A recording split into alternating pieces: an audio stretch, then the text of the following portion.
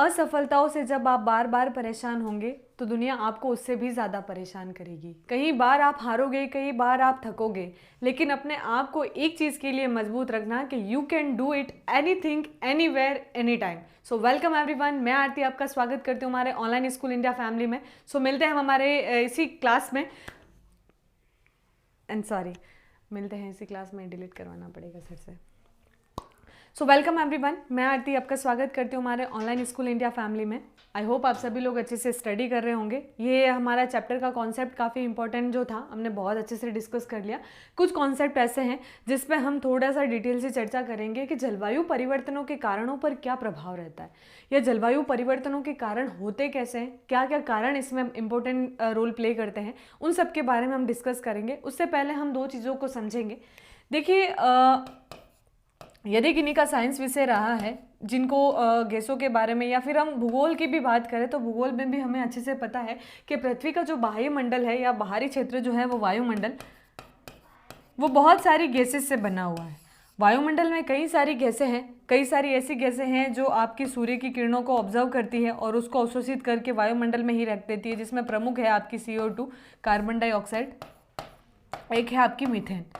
ये जो दो गैसें हैं, इनकी जो प्रकृति है, इसकी अगर हम बात करें तो इन दोनों की प्रकृति है कि ये जो सूर्य की जो किरणें हैं उसको अवशोषित करके क्या करती है, टेम्परेचर में एक बराबर अवस्था लेके आती है। और पृथ्वी के जो पार्थिव विकिरण है, सूर्य की किरणें तो यहाँ पे पहुँचाती है, और दूसरी जो पृथ्वी के पार्थिव विकिरण से जो सूर्य की किरणें वायुमंडल में पुनः प्रसारित की जाती है, तो आधी प्रसारित होने के बाद कुछ जो ऊष्मा होती है, कुछ जो हीट होती है, वो ये ऑब्जर्व करके एक क्षेत्र का निर्माण करती है, जिसे हम कहते हैं हरित ग्रह प्रभाव, ग्रीन हाउस इफेक्ट। ये क्या होता है हरित ग्रह प्रभाव? जैसे कि मैंने आपको लास्ट क्लास में भी बताया था, जो कांच के घर होते हैं ध्रुवीय क्षेत्रों में जब कृषि की जाती है तो वहाँ पे टेम्परेचर बहुत कम होता है। तो जो भी उष्णकटिबंधीय या फिर जो भी पौधे हैं, जिन पौधों को धूप की आवश्यकता रहती है, तो उन पौधों को उगाने के लिए वो क्या करते हैं, उन पौधों को उगाने के लिए एक कांच के घर बनाए जाते हैं। कांच के घरों से जो सूर्य की उष्मा होती है वो पारदर्शी रहती है। कांच की अवस्था जो है वो पारदर्शी रहती है, यानी जो उष्मा यहाँ पे एकत्रित हुई वो वापस नहीं जा पाती।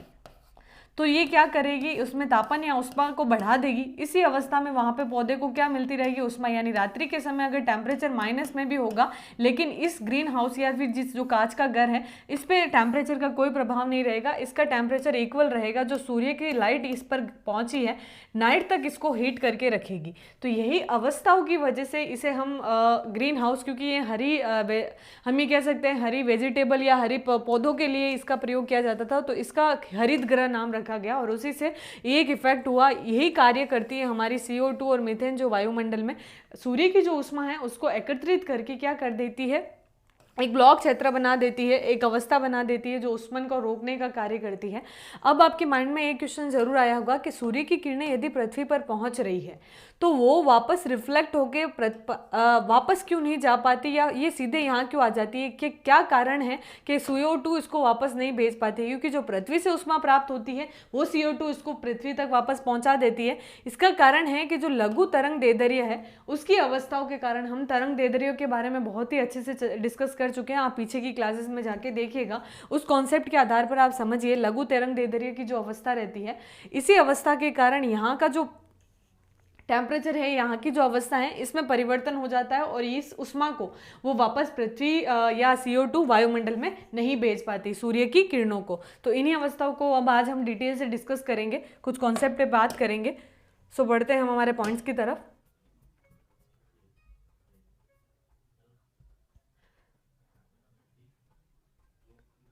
अब कुछ कारणों के बारे में हम देखेंगे कि जलवायु परिवर्तन के कारण क्या है। देखिए, जलवायु परिवर्तन को दो प्रकार से कारण प्रभावित करते हैं। एक है आपका खगोलीय कारण, एक है आपका पार्थिव कारण। खगोलीय कारण में क्या होंगे, खगोलीय कारण में प्रमुख दो चीजें होती हैं। एक है आपका सौर कलंक, एक है आपका मिल्कोविच दोलन। अब सौर कलंक क्या होता है? सौर कलंक एक धब्बा होता है, एक सूर्य की अवस्था में लगने वाला एक, हम ये कह सकते हैं कि जो तापमान में बदलाव करने में भूमिका निभाता है। इससे क्या होता है कि जब सौर कलंक ज्यादा होंगे तो सौर कलंक ज़्यादा होने की वजह से हमारा टेम्परेचर क्या हो जाएगा, कम हो जाएगा, क्योंकि वो किरणों को पृथ्वी पर प्रॉपर नहीं पहुंचने देते। तो ये सौर कलंक तापमान को कम करने में, और सौर कलंक यदि ज़्यादा होंगे तो तापमान आपका क्या हो जाएगा, कम हो जाएगा। लेकिन अगर सौर कलंक आपके कम हो जाएंगे तो आपका टेम्परेचर ज़्यादा हो जाएगा। तो जब ये सौर कलंक ज़्यादा होंगे तो बदलाव क्या आएगा, इसमें प्रमुख बदलाव आएगा आपका तूफान और ठंडी अवस्थाएं बनेगी। मिल्कोविच दोलन क्या होता है कि पृथ्वी के जो स्थिति की है, अगर हम पथ की बात करें, पृथ्वी जैसे कि सूर्य के चारों ओर चक्र लगाती है, इसका जो पथ है, इसका जो एक्सिस या जिसे हम कक्षा कहते हैं, इसके पथ में थोड़ा सा भी अगर विचलित झुकाव, क्योंकि पृथ्वी का झुकाव भी है, और थोड़े से बदलाव की वजह से जो पृथ्वी पर टेम्परेचर के पहुंचने की अवस्था या पृथ्वी की सूर्य की किरणें पहुंचने की अवस्था है, उसमें कुछ परिवर्तन आ जाता है, जिसकी वजह से भी हमारे क्या हो जाती है, जलवायु में परिवर्तन हो जाता है। दूसरा हमारा कारण है पार्थिव कारण। पार्थिव कारण का जिसमें प्रमुख ज्वालामुखी जब विस्फोट करती है तो उसके धूलकण एरोसोल के रूप में क्या होते हैं, पृथ्वी के वायुमंडल के चारों ओर रह जाते हैं, और यही एरोसोल क्या कर देते हैं, उष्मन को विकिरण को कम करने में भूमिका निभाते हैं ये धूलकण, जो कि पृथ्वी तक पूरे सूर्य किरणों को पहुंचने नहीं देते। दूसरा है हमारा, इसमें प्रमुख है, देखिए उद्बोधन में आपका पिनाटोबा और एक आपका एलिसियोल। पिनाटोबा जो ज्वालामुखी क्षेत्र या एरोसोल की स्थिति जो पार्थिव विकिरण में भूमिका निभा रहा है, वो आपका फिलीपींस में है, और एरोसोल जो है आपका, वो आपका मैक्सिको में है। ये तापमान को कम करने में भूमिका निभाते हैं। दूसरा हमारा कारण है मानवीय कारक, ग्रीन हाउस प्रभाव या green house effect. Green house प्रभाव क्या होता है, जैसे कि ठंडे इलाकों में कांच के घर हैं, उनमें सौर विकिरण लघु तरंगों में पारदर्शी के रूप में गर्म कर देती है और वायु उसको रोक लेती है और वायु उसको बाहर नहीं जाने देती है। तो ये लघु तरंगों के कारण ये पारदर्शिता, और ये पारदर्शिता वाली जो अवस्था होती है वो किरणों को वापस रिफ्लेक्ट करके वापस नहीं भेज सकती। तो जो उष्मा उसमें आ गई है वो वापस नहीं जा सकती, जिसकी वजह से वहाँ का टेम्परेचर क्या रहता है, जो मॉर्निंग का रहता है वही इवनिंग का इक्वल रहता है उस कांच वाले बॉक्स में, इसीलिए इसको ग्रीन हाउस इफेक्ट कहते हैं। जब हम बात कर रहे हैं ग्लोबल वार्मिंग की, ग्लोबल वार्मिंग का प्रभाव जो है आपको टोटली हम इस पे कह सकते हैं कि ग्रीन हाउस गैसेस पे ही रहेगा।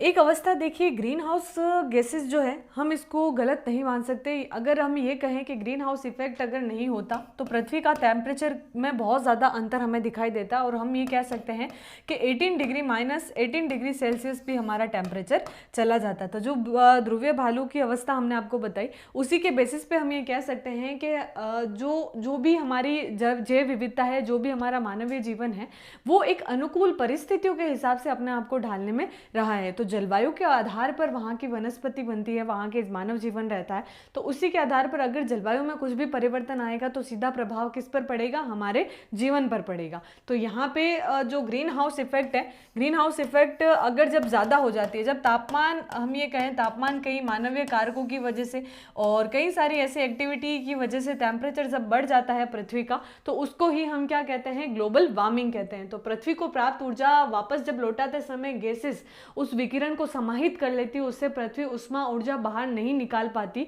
ये पृथ्वी का तापमान बढ़ाती रहती है, और इसे ही हम क्या कहते हैं, ग्लोबल वार्मिंग या भूमंडलीय उष्मन कहते हैं। तो भूमंडलीय उष्मन की जो अवस्था रहती है, इसका कारण क्या होता है, इन गैसेस की जब टेम्परेचर ज़्यादा बढ़ जाएगा, तो टेम्परेचर जब ज़्यादा बढ़ेगा तो ये क्या करेगी, वापस पृथ्वी को गर्म करना शुरू करेगी, और यही अवस्था क्या कहलाती है, हमारी भूमंडलीय उष्मन कहलाती है।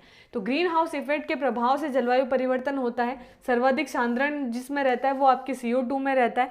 ग्रीन हाउस इफेक्ट का प्रभाव और ग्लोबल वार्मिंग में CO2 और मीथेन दोनों ही रोल प्ले करते हैं।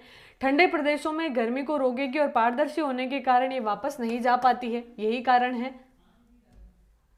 अब है हमारा हरित ग्रह प्रभाव क्या है। पृथ्वी का जो प्रभाव है, हम ये कह सकते हैं पृथ्वी पर अगर हरित ग्रह का प्रभाव नहीं होता तो -18 डिग्री सेल्सियस तक हमारा टेम्परेचर चला जाता। उष्णकटिबंधीय वनस्पतियों को बढ़ाने के इसके प्रभाव के लिए जो पृथ्वी पर प्रयोग किया जाता है, कांच का घर जो हरित ग्रह प्रभाव होता है, तो पृथ्वी के तापमान को बराबर रखने में इसकी बहुत बड़ी भूमिका है। देखिए नॉर्मली अगर हम कहें, ये हमारी पृथ्वी है, इससे हमारी पार्थिव विकिरण वाली उष्मा है, ये उष्मा रिफ्लेक्ट होकर वापस वायुमंडल की तरफ जाती है और सूर्य से आने वाली इधर की तरफ आती है। तो ये हमारी जो सूर्य से जो किरणें आती है वो आपकी विजिबल 5x10 लघु तरंग दैर्ध्य के आधार पर रहती है। तरंग दैर्ध्य यहाँ की कम होती है, इसकी वजह से ये वापस पुनः वायुमंडल में नहीं लौटा पाती। लेकिन जो पृथ्वी से पार्थिव विकिरण के द्वारा जो किरणें या उष्मा भेजी जाती है, इस उष्मा का जो तरंग दैर्ध्य है वो आपका ज़्यादा रहता है, जिसकी वजह से क्या होता है कि पृथ्वी पर जो भी विकिरण भेजा जाता है, पृथ्वी उसको वापस तद्धिक तरंग दैर्ध्य के रूप में वापस लौटा देती है। इसकी वजह से इनमें इसका जो इन्फ्रारेड है वो आपका 10⁵ या हम इसको कह सकते हैं कि जो हमारी 10 इन्फ्रारेड के आधार पर यहाँ पे सूर्य की जो उष्मा है इसको अवशोषित करने में ये भूमिका निभाती है और ये वापस पृथ्वी तक भेज देती है, क्योंकि यहाँ पे लघु तरंग दैर्ध्य का रोल रहता है। लेकिन जब पार्थिव विकिरण के रूप में पुनः वायुमंडल में लौटाने का जो कार्य किया जाता है, इसमें दीर्घ तरंग दैर्ध्य होने की वजह से ये वापस लौटाने में कामयाब होती है। तो यही कारण सौर विकिरण की जो किरणें आती है वो वापस वायुमंडल से पृथ्वी के बाहरी क्षेत्र में नहीं लौटा पाती, जिसका कारण क्या है, हमारा लघु तरंग दैर्ध्य है। क्लियर है? जो गैसेस पृथ्वी के विकिरणों को वापस भेजती है उसमें प्रमुख है हमारी H2O और O2, N2। इनमें क्या होता है, अणुओं की संख्या क्या होती है, ज़्यादा होती है। जब अणुओं की संख्या ज़्यादा होगी तो इसमें क्या होगा, कंपन होगा, और कंपन होने की वजह से अगर कोई चीज़ है उसमें अगर कंपन हो रहा है तो वो बाहर की तरफ चीज़ों को फेंकना शुरू करेगी। कंपन जब होता है, आप देखिए, आप जल से भरे हुए भगोले को जब आप गर्म करते हो, उसके ऊपर जो प्लेट लगाते हैं और कुछ भी आप चीज़ें रखते हैं तो वो बसती कंपन होता है। एक कंपन की वजह से वो चीज़ें क्या होती है, हिलती है। तो यही अवस्थाओं की वजह से आपने प्लेट विवर्तनिकी के उदाहरण में देखा था। तो इन कंपन की वजह से क्या होता है, आपका टेम्परेचर वापस रिफ्लेक्ट होकर बाहर की तरफ जाता है। ग्रीन हाउस गैसेस मानव गतिविधि के कारण ज्यादा प्रभावित और ज्यादा तापमान बढ़ा रही है, जो ग्लोबल वार्मिंग या भूमंडलीय उष्मन का कारण बनती जा रही है। तो CO2 और मीथेन, नाइट्रेट ऑक्साइड, हेलोकार्बन, सतही ओजोन और ये जल वाष्प, ये प्रमुख हमारे वायुमंडल की जो ग्रीन हाउस गैसेस में आती है और सबसे ज़्यादा इसका टेम्परेचर होता है। समुद्र स्तर को बढ़ाने में ये भूमिका निभाती है, वर्षा के वितरण में ये बदलाव कर देती है और बर्फ को पिघलाने में भी भूमिका निभाती है, और सबसे बड़ी बात, बीमारियों को भी बढ़ाने में ये भूमिका निभाती है। तो अगर हम कहें कि जो ग्लोबल वार्मिंग है ये हमारे लिए बहुत ज़्यादा नेगेटिव इम्पैक्ट रोल प्ले कर रहा है, जिसका कारण क्या है कि ग्रीन हाउस गैसेस में जो हरितगृह प्रभाव में जो गैसेस की में तापमान में जो वृद्धि हो रही है उसकी वजह से क्या हो रही है, ग्लोबल वार्मिंग की अवस्था उत्पन्न हो रही है। तो उसको रोकने की भी जिम्मेदारी कहीं ना कहीं मानव की ही है, क्योंकि मानव जितना प्रकृति के साथ खिलवाड़ करेगा अवस्थाएं उतनी ही ज़्यादा बुरी होती जाएगी। तो एक मोरल ड्यूटी भी होती है कि हम जितना हो सके पॉल्यूशन पे ध्यान दें और जितना हो सके हम नेचर से रिलेटेड जो भी हम कोशिश कर सकते हैं वो हमें करते रहना चाहिए। तो हम इस पॉइंट्स को पढ़ लेते हैं। जलवायु परिवर्तन के कारण, जलवायु परिवर्तन के अनेक कारण हैं। इनमें खगोलीय और पार्थिव कारणों में वर्गीकृत किया जा सकता है। खगोलीय कारणों का संबंध सौर कलंकों की गतिविधियों से उत्पन्न सौर्यक निर्गत ऊर्जा में परिवर्तन से है। सौर कलंक सूर्य के काले धब्बे होते हैं जो कि एक चक्रीय ढंग से बढ़ते बढ़ते रहते हैं। तो कुछ मौसम वैज्ञानिकों के अनुसार यदि सौर कलंकों की संख्या बढ़ती है तो मौसम क्या होगा, आपका ठंडा रहेगा और आर्द्रता बढ़ेगी और तूफानों की संख्या भी बढ़ जाएगी। और यदि सौर कलंकों की संख्या घटती है तो आपका मौसम उष्ण रहेगा, शुष्क जैसी दशाएं को उत्पन्न करेगा। यद्यपि ये खोज आंकड़ों की दृष्टि से महत्वपूर्ण नहीं है, लेकिन सौर कलंकों का प्रभाव साइंटिफिक लेवल पे इतना इंपॉर्टेंट नहीं माना जाता। लेकिन वैज्ञानिकों का ये अजम्पशन है कि जब सौर कलंक बढ़ जाते हैं तो आपका टेम्परेचर क्या हो जाता है, कम हो जाता है, और जब सौर कलंक घटते हैं तो आपका टेम्परेचर ज़्यादा हो जाता है। और सौर कलंक है क्या, सौर कलंक बेसिकली आपके काले धब्बे होते हैं सूर्य पर, जो भी काले धब्बे लगते हैं जो सौर निर्गत ऊर्जा के रूप में परिवर्तित हो जाते हैं। एक अन्य खगोलीय सिद्धांत जो है वो है आपका मेलकोविच दोलन। ये जो सूर्य के चारों ओर पृथ्वी की जो कक्षीय लक्षणों में जब बदलाव दिखाई देता है, यानी पृथ्वी जो चक्रों के चारों ओर चक्र लगाती है, सूर्य के चारों ओर चक्र में डगमगाहट और पृथ्वी के अक्षीय झुकाव में परिवर्तनों के बारे में अनुमान लगाता है। ये सभी कारक सूर्य से प्राप्त होने वाले सूर्य ताप में परिवर्तन ला देते हैं, जिसका प्रभाव जलवायु पर भी पड़ता है। ज्वालामुखी क्रिया, ये आपका आ जाता है, हम इसे पार्थिव विकिरण के रूप में लेंगे। तो ज्वालामुखी क्रिया जलवायु परिवर्तन का एक अन्य कारण है। ज्वालामुखी उद्भेदन वायुमंडल में बड़ी मात्रा में एरोसोल फेंकते हैं, जिसकी वजह से लंबे समय तक वायुमंडल में एरोसोल के विद्यमान होने से पृथ्वी की सतह पर पहुंचने वाली सौर विकिरणें कम कर देती है। और यही हाल ही में हुए पिनाटोबा तथा एसियोल ज्वालामुखी उद्भेदनों के बाद पृथ्वी का औसत तापमान कुछ हद तक गिर गया था। तो तापमान गिरने का कारण एक आपका मैक्सिको में था और एक आपका जो मैक्सिको और एंड आई थिंक एक मैक्सिको एलियोसोल और एक आपका फिलीपींस में हुए ज्वालामुखी उद्भेदन की वजह से क्या हुआ, अवस्थाओं में परिवर्तन हुआ और ज्वालामुखी उद्भेदन की वजह से यहाँ पे एरोसोल की उत्पत्ति से क्या हुआ, तापमान में ये जो एरोसोल जो धूल कण होते हैं, एरोसोल जिन्हें हम धूल कण समझ सकते हैं, इन धूल कणों की वजह से एरोसोल जो है ये रही, इन धूल कणों की वजह से तापमान में गिरावट आई है। तो पार्थिव विकिरण में जो भी ज्वालामुखी उद्भेदन होता है, ज्वालामुखी उद्भेदन होते ही एरोसोल की एक अवस्था उत्पन्न होती है, जो धूल कण वायुमंडल में जम जाते हैं और ये क्या करते हैं, ये ऑब्जर्व करके सौर विकिरण को पृथ्वी तक नहीं पहुंचने देते, जिसकी वजह से टेम्परेचर में क्या दिखाई देती है, गिरावट। तो इसमें पिनाटोबा और एल सियोल जो ज्वालामुखी उद्भेदन हुए थे उसकी वजह से यहाँ पर टेम्परेचर गिरा है। जलवायु पर पड़ने वाले सबसे महत्वपूर्ण मानवद्वारी कारण वायुमंडल में ग्रीन हाउस गैसों का बढ़ता सांद्रण है, इससे भूमंडल उष्मन हो सकता है। तो जो ग्रीन हाउस इफेक्ट का बढ़ रहा सांद्रण, जिसकी वजह से आपके ग्लोबल वार्मिंग की अवस्था उत्पन्न हो रही है। अब हम बात करेंगे ग्लोबल वार्मिंग की। ग्रीन हाउस गैसेस की उपस्थिति के कारण वायुमंडल एक ग्रीन हाउस की भांति व्यवहार करता है और वायुमंडल में प्रवेशी सौर विकिरणों का पारेषण भी करता है, किंतु पृथ्वी के सतह से ऊपर की ओर उत्सर्जित होने वाली अधिकतम दीर्घ तरंगों को अवशोषित कर लेती है और वे गैसेस जो विकिरण की दीर्घ तरंगों का अवशोषण करती है ग्रीन हाउसेस गैसेस कहलाती है। तो जो गैसें दीर्घ तरंगों के रूप में सूर्य की ऊष्मा को रोक के और उसको ऑब्जर्व कर लेती है, अवशोषित कर लेती है, वो आपकी ग्रीन हाउस गैसें कहलाती है। तो वायुमंडल का तापन करने वाली प्रक्रियाओं को सामूहिक रूप से ग्रीन हाउस इफेक्ट कहा जाता है। जस्ट लाइक ये सूर्य की जो ऊष्मा है, टेम्परेचर का बढ़ना पृथ्वी पर हो रहे तापमान की वजह से, इन धुओं की वजह से या फिर सनलाइट की वजह से ये क्या करती है, गैसें ऊष्मा को अवशोषित करके रख लेती है और इन्हीं गैसों को हम ग्रीन हाउस इफेक्ट कहते हैं।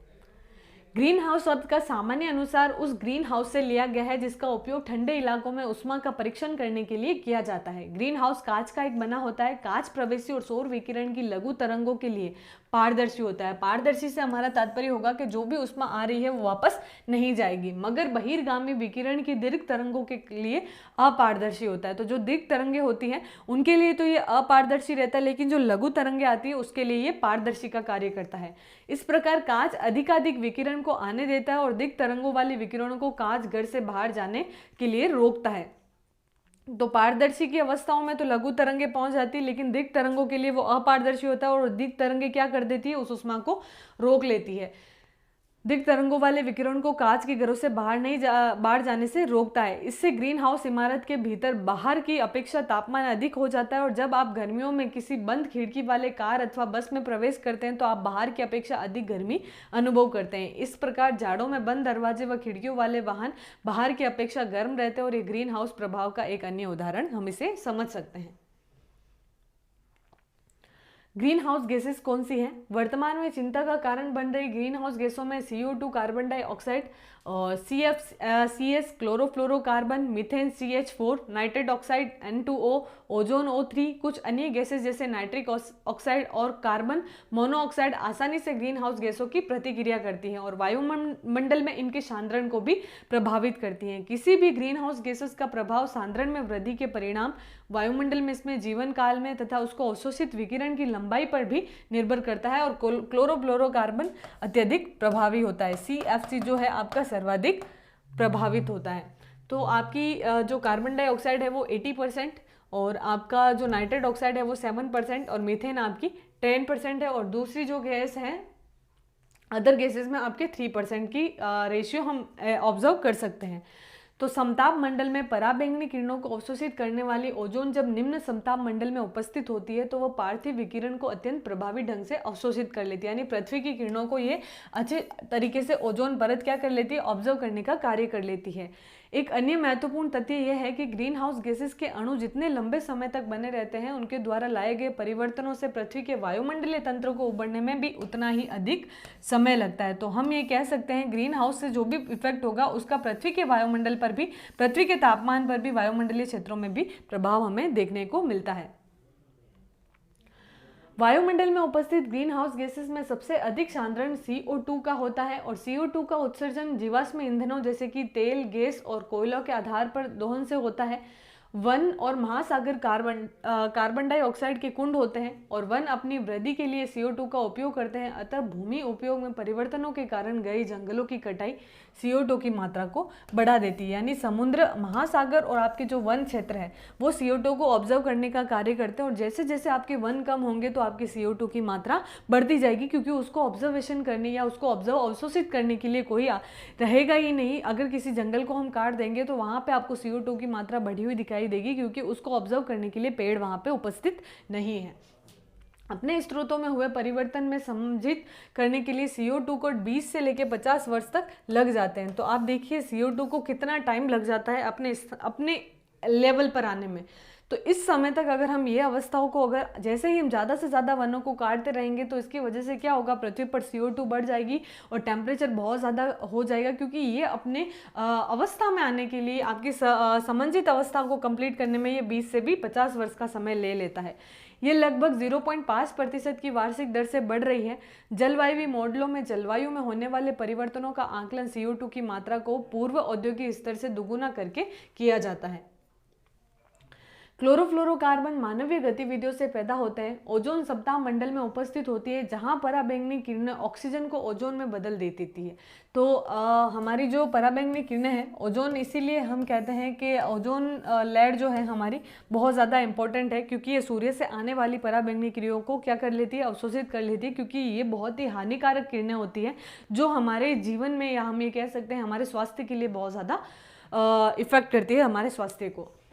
इससे पराबैंगनी किरणें पृथ्वी की सतह पर नहीं पहुंच पाती और समताप मंडल में वाहित होने वाली ग्रीन हाउस गैसेज भी ओजोन को नष्ट करती हैं। तो हमारी जो ग्रीन हाउस गैसेज हैं वो ओजोन पे भी इफेक्ट डाल रही है। तो हम ये कह सकते हैं जितना पॉल्यूशन बढ़ेगा उतना CO2 की क्वांटिटी बढ़ेगी, और जितना CO2 बढ़ेगा, अगर पेड़ पौधों को हम काटते रहेंगे, जल स्तर गिरता रहेगा, उसका हम कह सकते हैं उसकी वजह से हमारा टेम्परेचर बहुत हाई होगा और यही गैसेज आगे जाके ओजोन को भी हार्म कर रही है।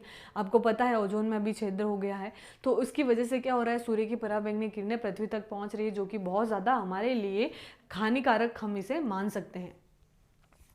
ओजोन का सबसे अधिक ह्रास अंटार्कटिका के ऊपर हुआ है। समताप मंडल में ओजोन के सांद्रण का ह्रास ओजोन छिद्र कहलाता है। इसमें जो भी ओजोन की अवस्थाओं में लेयर में जो ह्रास हो रहा है उसे हम छिद्र कहते हैं। ये छिद्र पराबैंगनी किरणों को सौर मंडल से गुजरने देता है, जिसकी वजह से हमारी पृथ्वी तक ये पराबैंगनी किरणें अब पहुंच रही है। वायुमंडल में ग्रीन हाउस गैसों के उत्सर्जन को कम करने के लिए अंतर्राष्ट्रीय स्तर पर प्रयास किए जा रहे हैं, और इसमें से सबसे महत्वपूर्ण है हमारा क्योटो प्रोटोकॉल। ये बहुत इंपॉर्टेंट है, कंपटीशन में भी पूछा जाता है, आप इसको अंडरलाइन कर लीजिए। और यहाँ से आई थिंक आपका छोटा क्वेश्चन पुटअप हो सकता है, क्योटो प्रोटोकॉल कहाँ हुआ तो ये किससे संबंधित है। तो वायुमंडल में बढ़ रहे ग्रीन हाउस गैसेस के प्रभाव की वजह से ग्लोबल वार्मिंग की अवस्था जब उत्पन्न हो रही है, उसी की अवस्था को ध्यान में रखते हुए सभी अंतर्राष्ट्रीय स्तर पर एक सम्मेलन किया गया। उस सम्मेलन का नाम था क्योटो प्रोटोकॉल, और इसमें एक उद्घोषणा की गई 1997 में, जो कि 2005 में ये प्रभावी हुई। इसमें 141 देशों ने अनुमोदन किया, यानी एक हम ये कह सकते हैं समझौते पर साइन हस्ताक्षर किए। क्योटो प्रोटोकॉल में 35 औद्योगिक राष्ट्रों को परिबद्ध किया गया कि वे सन 1990 के उत्सर्जन स्तर में 2012 तक 5% तक की कमी लाएंगे। तो जितने भी बड़ी बड़े इंडस्ट्रियल कंट्रीज हैं, जितने लेवल पे अगर हम ये कहें बहुत बड़ी डेवलप्ड कंट्री हैं, उन सब ने मिलकर डिसाइड किया कि ग्लोबल वार्मिंग जिस प्रकार से बढ़ रही है और ये हमारे लिए आगे जाके बहुत ज़्यादा हानिकारक रोल प्ले करेगी, तो इसी अवस्था को ध्यान में रखते हुए प्रत्येक हम कोशिश की गई कि 2012 तक जो भी हम उत्सर्जन कर रहे हैं जिन गैसेस की वजह या जो प्रदूषण हमारे द्वारा हो रहा है, चाहे आप फैक्ट्री इंडस्ट्री लेवल पे, चाहे आप इलेक्ट्रिकल लेवल पे, जो भी आपके वाहन वगैरह हैं इनकी वजह से, तो मोटर व्हीकल ट्रांसपोर्टेशन की वजह से भी कई सारा पॉल्यूशन हो रहा है। तो इनसे हो रहे पॉल्यूशन को रोकने के लिए एटलीस्ट 5% कमी करने की ये उद्घोषणा या अनुमोदन किया गया। 141 देशों ने ये मिलकर अनुमोदन किया है। वायुमंडल में ग्रीन हाउस गैसों के सांद्रण में वृद्धि की प्रवृत्ति आगे चलकर पृथ्वी को गर्म कर सकती है। एक बार भूमंडलीय उष्मन के आरंभ हो जाने पर इसे उलटना बहुत मुश्किल होगा। भूमंडलीय उष्मन का प्रभाव हर जगह एक समान नहीं हो सकता, तथापि भूमंडलीय उष्मन के दुष्प्रभाव के जीवन पोषक तंत्र को प्रभावित कर सकते हैं। हिम टोपियों व हिम नदियों के पिघलने से ऊंचा उठा समुद्री जल का स्तर और समुद्र का उष्मनीय विस्तार तटीय क्षेत्र के विस्तृत भागों और द्वीपों को अपलावित कर सकता है। तो जो भी अगर हमारे बर्फ पिघलेंगे वो जल में बदल जाएंगे, और जल बदल कर क्या करेगा, समुद्री क्षेत्र में जाएगा और समुद्री जल स्तर को बढ़ाता रहेगा। क्योंकि देखिए ये हमारा बर्फ क्षेत्र है, बर्फ यहाँ से पिघली नदियों के रूप में, ये जल कहाँ गया, समुद्र में गया।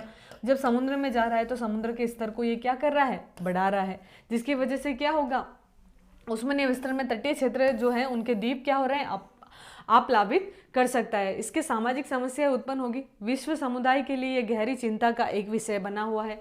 तो जब इन्वायरमेंटल ज्योग्राफी में इसका बहुत डिटेल से डिस्कस करते हैं, जब आप आगे की क्लासेस में जाएंगे, ग्रेजुएशन करेंगे, सेकेंड ईयर में ये बहुत ही इंपॉर्टेंट हम ये कह सकते हैं, पूरी एक बुक इसी पे ही है जो हमारी इन्वायरमेंटल स्टडीज़ है, जिसमें पृथ्वी पर बताया गया है कि किस प्रकार से ग्लोबल वार्मिंग की अवस्थाएं एक एक चीज़ को हार्म कर रही है। और ये जब हम इसको डिटेल से डिस्कस करते हैं, कई बार मैंने जब इन्वायरमेंटल ज्योग्राफी के कुछ कॉन्सेप्ट को एनालाइज किया, आने वाले टाइम में हम ये कह सकते हैं कि बहुत ज़्यादा भयावह स्थिति हमें देखने को मिल सकती है अगर हमने पॉल्यूशन कंट्रोल नहीं किया। तो अगर हम नेचर के साथ ऐसे ही खिलवाड़ करते रहेंगे तो इसका पे हमें ही करना पड़ेगा और किसी को नहीं करना पड़ेगा। तो इसीलिए जितनी भी डेवलप्ड कंट्री है नेचर के स्ट्रॉन्ग या नेचर को सुरक्षित करने में बहुत बड़ी भूमिका निभाने की कोशिश कर रही है, क्योंकि उनको भी पता है कि अगर जीवन ही नहीं रहेगा तो इन सारी भौतिक सुख सुविधाओं का वो करेंगे भी क्या।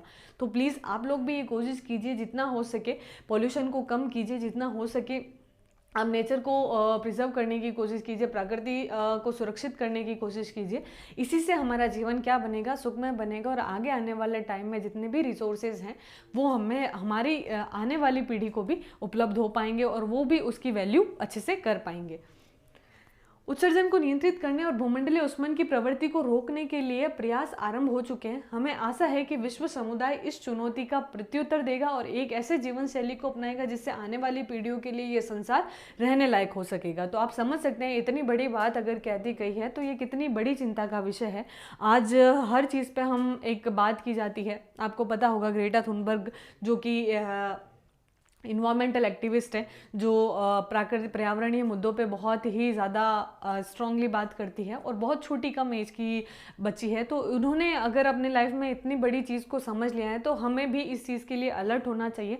हमें भी नेचर की केयर करनी चाहिए, उनकी वैल्यू करनी चाहिए। जितने भी रिसोर्सेज है जितना हो सके हमें उसकी वैल्यू रखनी चाहिए और वैल्यूएबल यूज़ करना चाहिए। सो आई थिंक आज से ही आप इस चीज़ के लिए सीरियस हो जाइए और एटलीस्ट अपने लेवल तक जितना हो सके, चाहे आप इलेक्ट्रिसिटी सर्व कर रहे हैं, इलेक्ट्रिसिटी का यूज़ कर रहे हैं, चाहे आप वाटर का यूज़ कर रहे हैं, तो एक लेवल पे आप यूज़ करें, ताकि क्या है कि आपको उसकी जब वैल्यू रहेगी तो आपके जो छोटे भाई बहन हैं वो भी उससे सीखेंगे और फैमिली में भी इस चीज़ को लेके अलर्टनेस रहेगी। क्योंकि एक एजुकेशन ही एक ऐसी शक्ति है जो आपके जीवन स्तर को बहुत सारा बदलाव दे सकती है।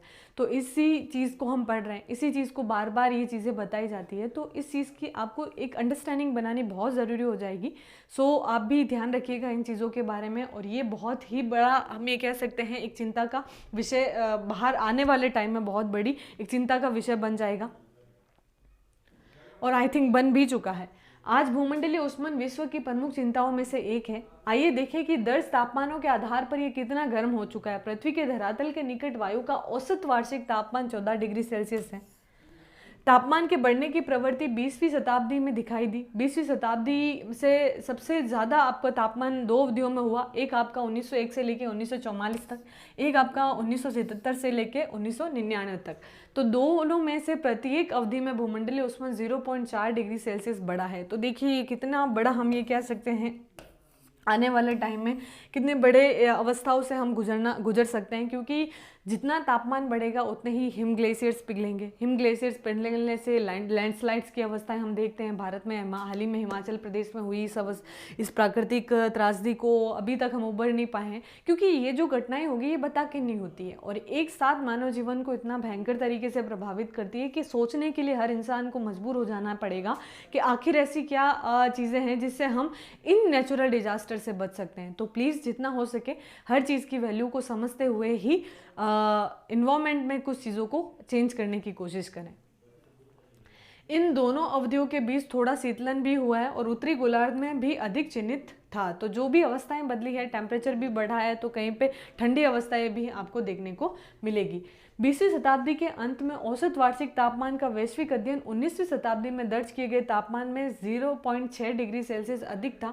1856 और 2000 के दौरान सबसे गर्म साल अंतिम दशक में दर्ज किया गया था। 1998 में संभवतः न केवल 20वीं शताब्दी का बल्कि पूरी सहस्त्राब्दी का सबसे गर्म वर्ष था। तो पूरे 100 शताब्दियों में सबसे ज़्यादा गर्म वर्ष कौन सा था आपका?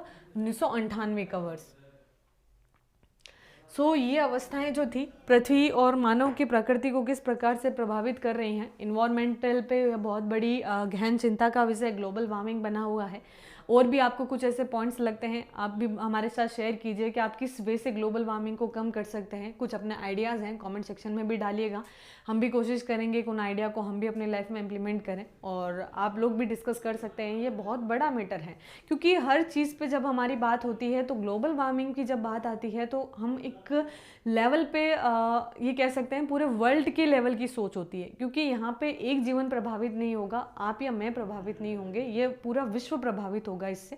तो ये चिंता का विषय अगर बना हुआ है तो इस पे विचार किया जाना बहुत ज़रूरी है। इसी एनर्जी के साथ मिलते हैं हमारी नेक्स्ट क्लास में। तब तक स्टडी करते रहिए एंड इन्वायरमेंट को बचाने की जितनी कोशिश कर सकते हैं वो भी करते रहिए। Take care yourself, good bye.